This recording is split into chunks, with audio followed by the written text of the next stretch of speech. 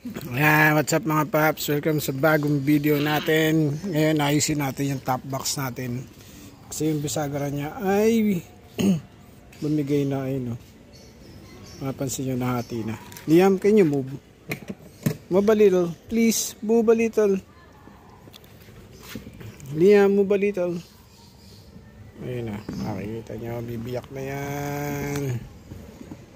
Wow, yun.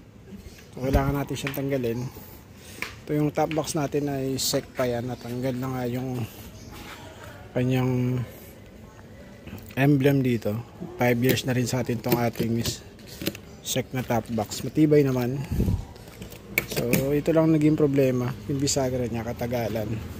After 5 years mahati na siya. Dalawa. Sabi ka natin, may nabili ako sa Lazada ito.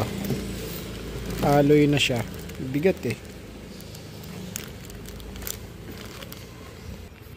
Yan, ito siya. Sumukha naman siyang sukat. Ayun na. Diba?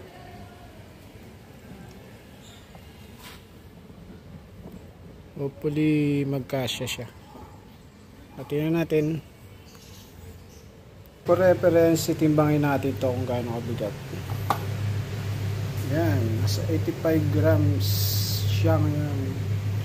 So mamaya pagkatanggal yung plastic, ating timbangin din. Okay? Timbangin din natin. 0. Oh, ba't 82? Ayan, anyway.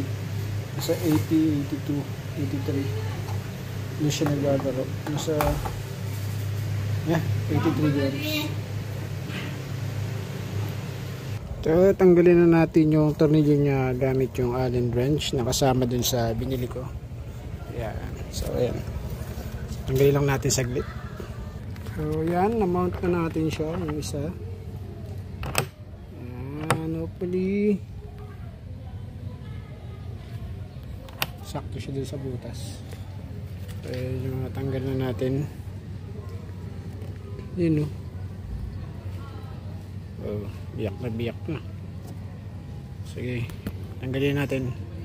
Ayan, nakabit na natin yung ating bagong bisagra na alloy. Yung tanong, lalapat kaya to pag sinara? Oh,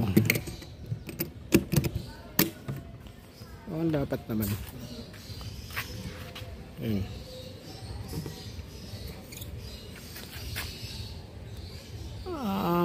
Sana lang hindi mag-leak.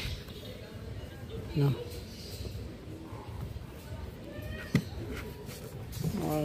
Itan pa natin. Ito yung luma. Grabe. After 5 years, bumigay. Plastic lang eh. Yun. Mas solid na yung ating bisagra. Goodbye na to. Matagal din serbisyo.